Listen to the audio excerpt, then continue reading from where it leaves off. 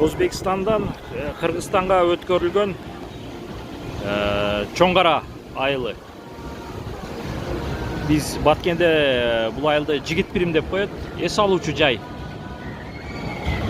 Ушундай аттракциондор бар айылда.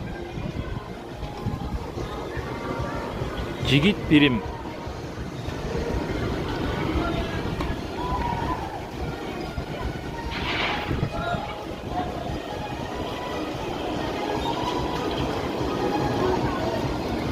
Бул жакта негизинен кыргыз жарандар келип эс алып кетет.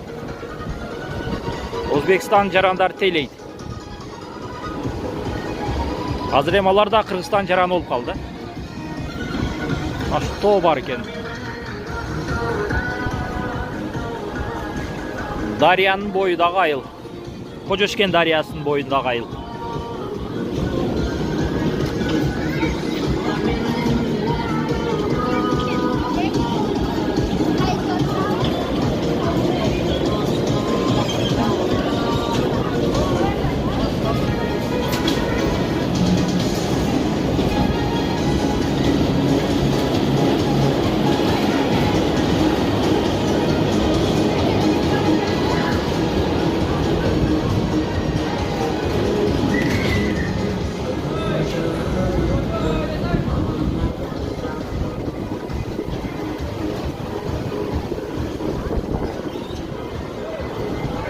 Жаман көп.